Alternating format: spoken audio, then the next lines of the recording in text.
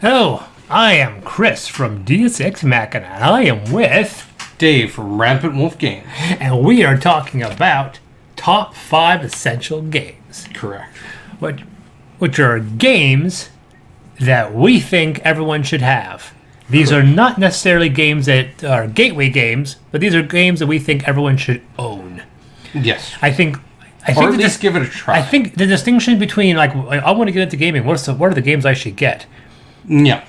These are not those. But these are games I want to get. I've been playing games for a while. I want to start a collection. Mm-hmm. What are the games you think I should definitely have? Yes. These are 5 games you just, these are not gateway. Although I will submit, honestly, a couple of these can be considered gateway games. But the difference being is that if you want to get people, like you want to get together and start a game group, and you have been playing board games here and there, you want to get heavy into some hardcore gaming, and you want to start the process, and you want to get a shelf going, buy these 5 games, get your shelf going. And I will go so far to say if our games are different, the total list.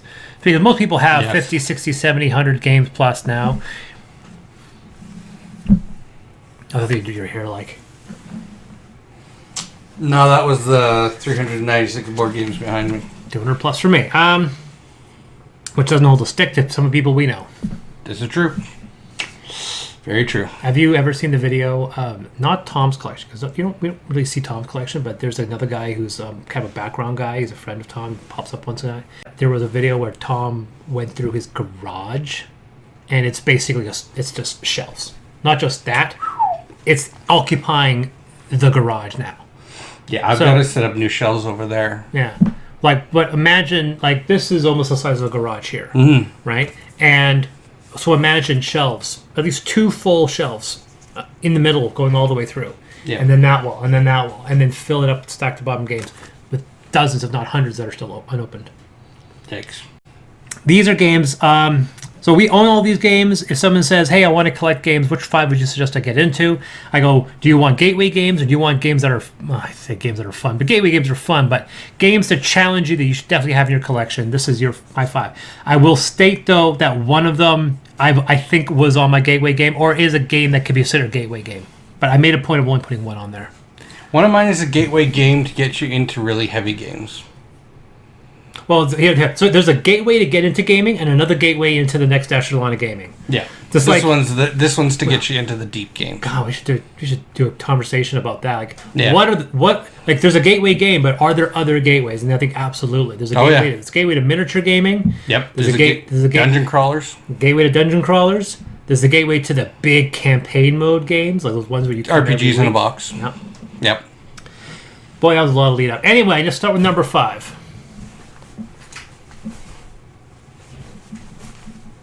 Smash me again. You're doing pretty good today. I am. I'm on my game. All right. Number 5 for you is... Descent 2.0.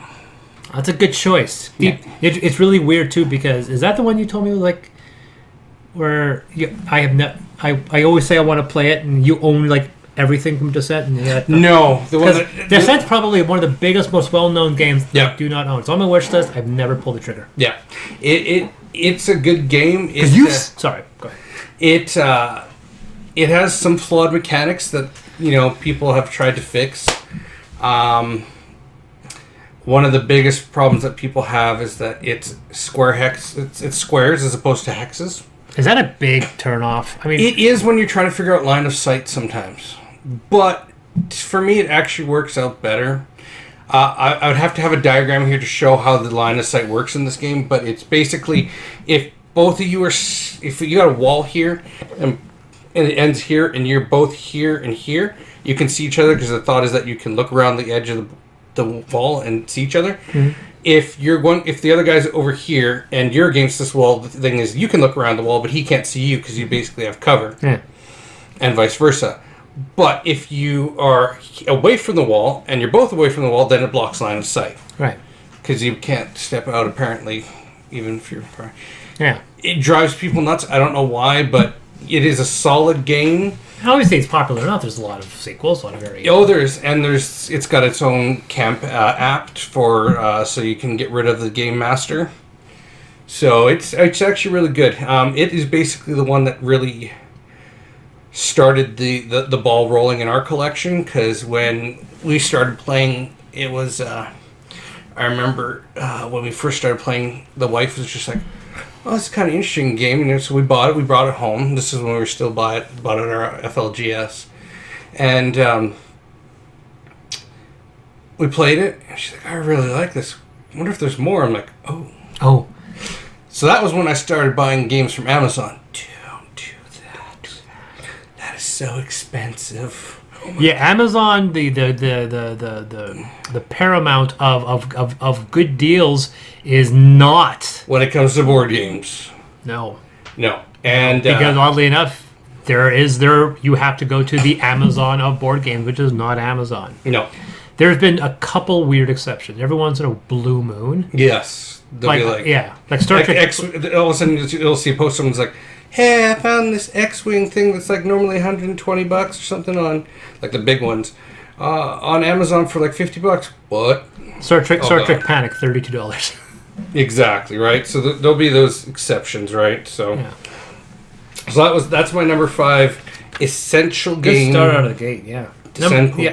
Number 5 for me is Evolution. Never played it. Yeah, it's graphically it's distinct. It's beautifully illustrated, and it does something that not a lot of games really. It does something novel and unique. You create monsters, animals, dinosaurs. You give them mutations, and you see how successful they are. They kill. They eat plants. You try to feed them. If you're a carnivore, you actually feed off the other players. But then you can defend yourself by adapting. You can get thorns and stuff, so you can actually kill the predators and so forth. And then you have to then seed the watering hole and make sure there's enough food in the watering hole for you to feed. Otherwise, your population decreases. It's shockingly novel mechanic. It has... The carnivore is funny because you think the carnivore would be like a really gotcha mechanic, but it's not difficult to really screw the carnivore over. So you can still be the carnivore and lose, as everyone's putting, I have spiky bits, or I'm reproducing so much. You're literally doing me a favor by keeping my population down so I don't overproduce. And it's just stuff like that. It's just really fascinating. There's a lot of expansions, most of which you don't need. I have yet to feel the need to pick up any expansions, but the Evolution core game, it's actually games I brought people into gaming using. So that's my number 5 pick. Evolution. Number 4 for me is Shadows of Brimstone. I hear that game coming up a lot recently. Yes, it is. It is a very interesting game for the simple fact of it's not fantasy, it's Western. It's what? It's Western. Western. You're cowboys. Okay. So, like 6 shooters. It's set in basically a Western style, but there are portals to take you to other worlds that are things like a abandoned spaceship. Yeah, that's why I'm thinking this setting is just... Yeah, or a world that is filled with lava, or not a good world, by the way. Yeah, no. Kind of sucks. A desolated radiation where world. Florida's lava is quite literally... Yeah, so it has quite a few, and it's one of the few dungeon crawlers that can do up to 6 people co-op, which I find nice, because usually most of them cap at 4, which is like, that's great, but usually I'm sitting at about 5 or 6 for most of my groups. So not a problem with me, because I don't have friends. True story.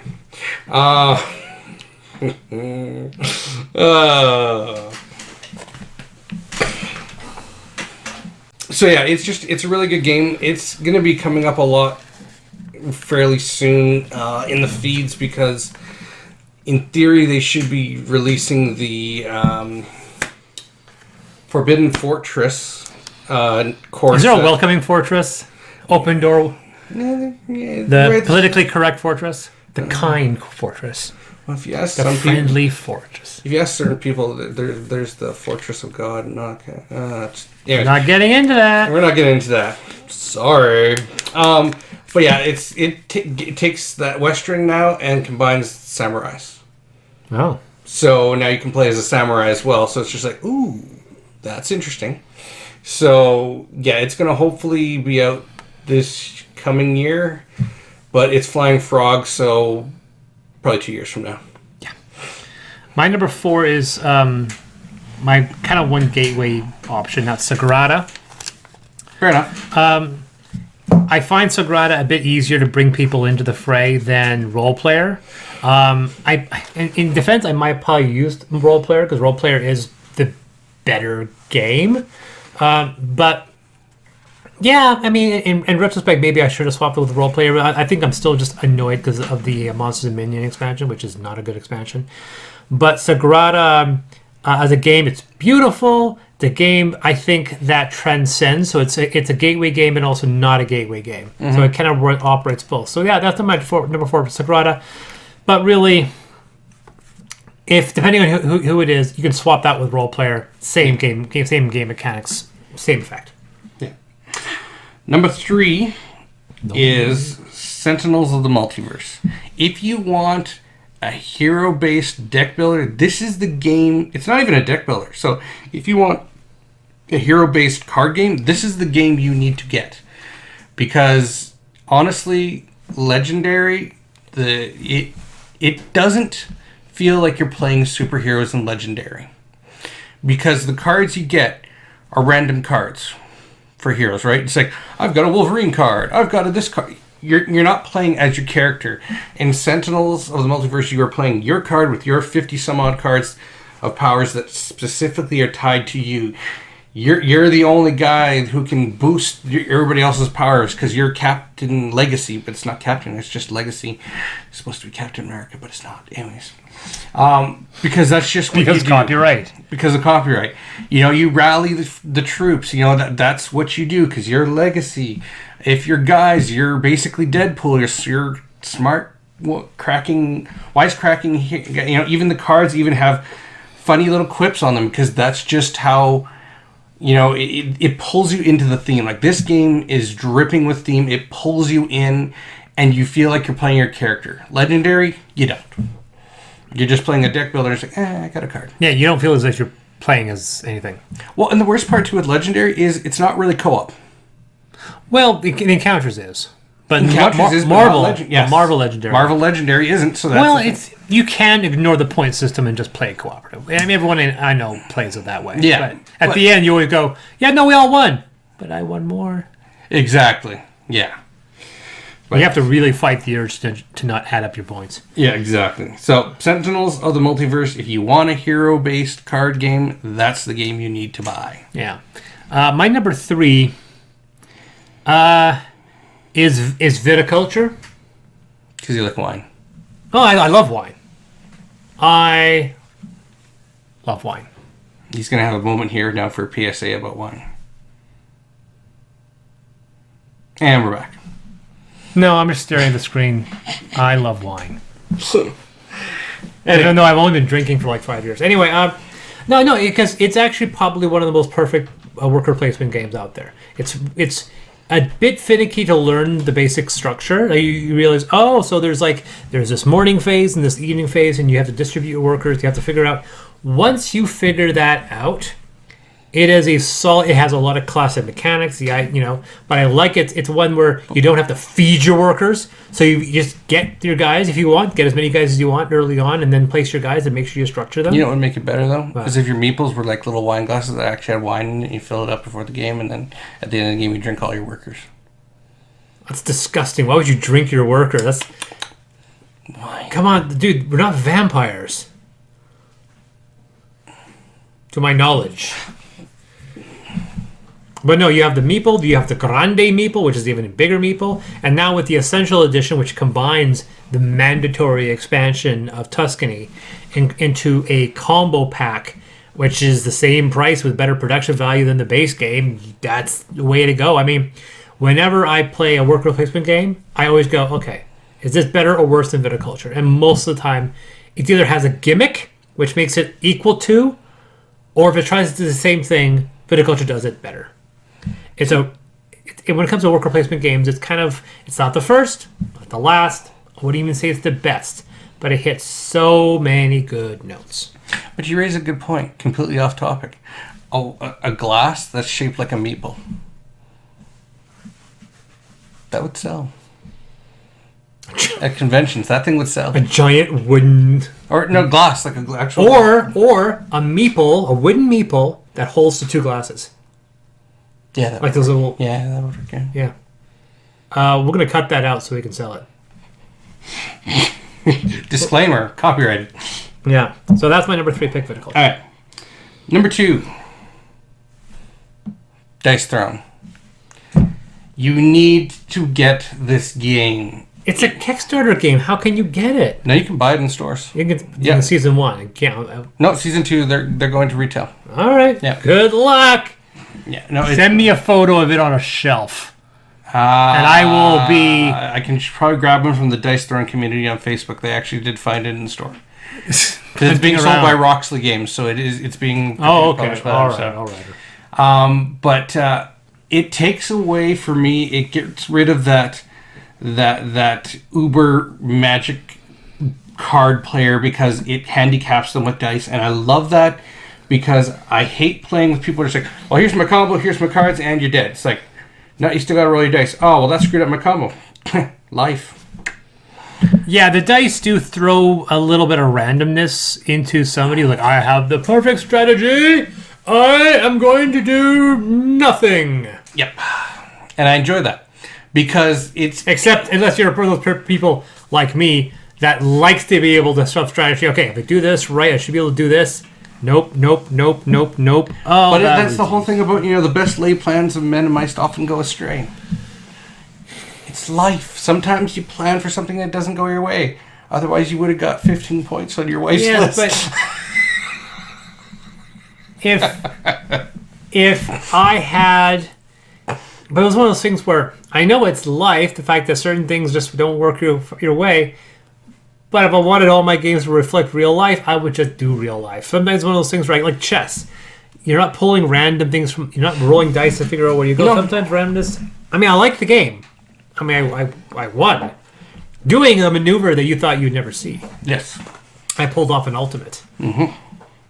But that's the thing. Is games like that give the chance for, that person who never wins because maybe they're just not that good at board games, gives them the chance to finally level the playing field. And that's what I enjoy. Yeah. I like a balancer mechanic. I can give you that.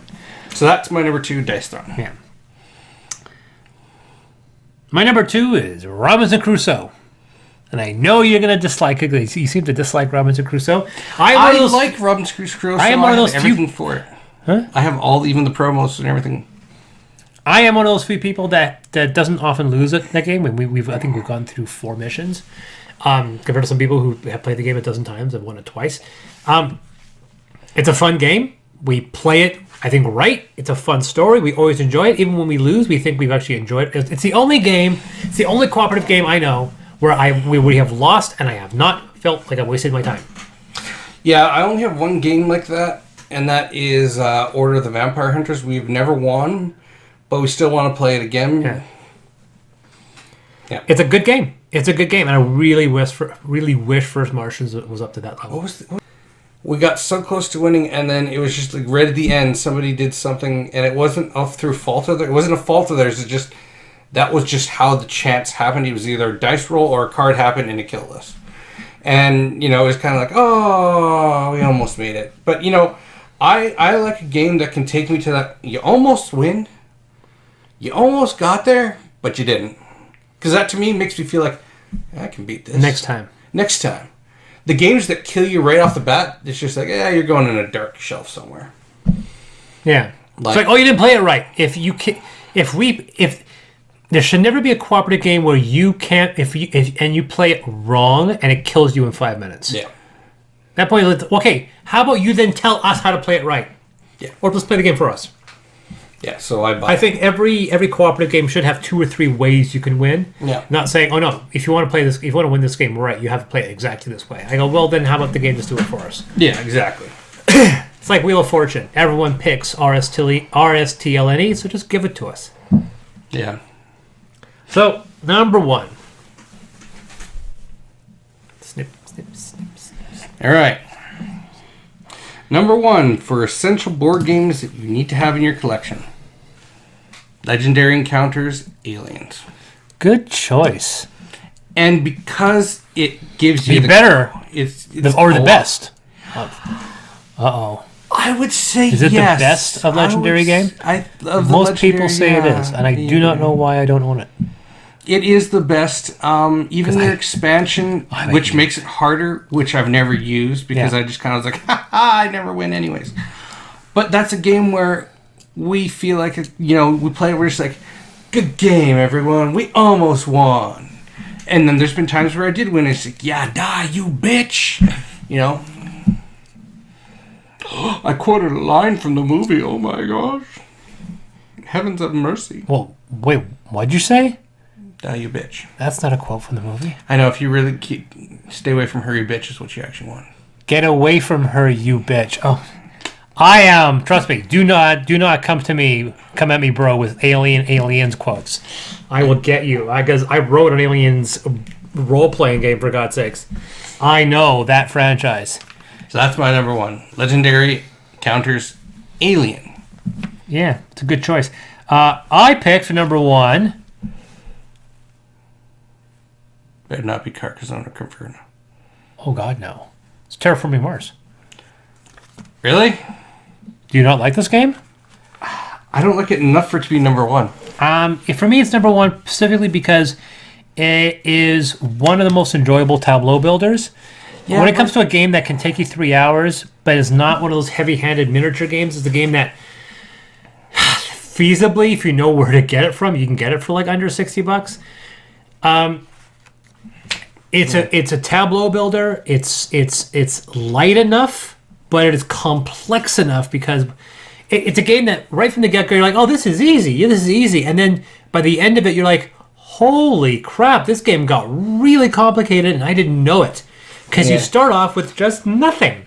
Yep. And you got a couple cards. You go, oh, I'll do this, this, and this. Your turn. Okay, I'll do this, this, and your turn. And then I get this card, and this card, and this card. And then over the course of 2.5 hours, you've laid out this elaborate tableau of consequence, action, counterpoint, system. You create this engine, and you had no idea that you were doing that from the beginning. The first time you played Terraforming Mars, you're like, oh, well, that seems pretty straightforward. If you were told where the game was going to go, you were like, oh, this is going to get too complicated. Like, that's the issue with Scythe. Scythe, you get that big engine board, which I love, but boy, was that game really difficult to learn the first time. Oh, yeah. Because you were so intimidated because it gave you everything. Mm-hmm. It opened up the entire engine bay, showed the entire car piece by piece, and you're like, boy, this is too much for me. Yeah. Terraforming Mars, you're in the driver's seat. Shows you controls, you drive for a little bit, and it's like, oh, you want to learn how the car drives now? And they open up and you go, this is the wheels. And now you're playing with the wheels. And then you're playing with the headlights. And next thing you know, at the end of the whole experience, you realize you now know how to build this engine. And you did not know that you were going that direction that it began. It is a game that you get someone into at the beginning, and by the end of it, you have literally brought them into the fold of more complicated gaming throughout the single game. I like that. I like that interesting. It's almost like, it reminds me of, this is a strange thing, of Mulan. The movie Mulan. Disney did musicals. And then they stopped doing musicals. Right? And there was like 10 years where they weren't making musicals. They were making animated films, but none of them were musicals. Mm-hmm. And then there was the Renaissance period of the 80s and 90s where they were doing musicals. Mm-hmm. And do you know exactly when that changed? Halfway through Mulan. Quite literally. Mulan, song, go over the hill. Armies decimated by the Huns, and no songs for 20 years of Disney, including the last hour of that movie. And that's kind of thing. You start going into Terraforming Mars thinking you're doing one thing, and by the end of it, you've realized you've done a lot more. You've pushed the envelope a lot more without knowing it, and that's why I think Terraforming Mars is my favorite. Yeah, I'll say it's in the top 10, but yeah, I don't think one, but agree to disagree. All right, then. I've been Chris. I've been Dave, and remember, the rules are just a suggestion. Play the game how you want to play it.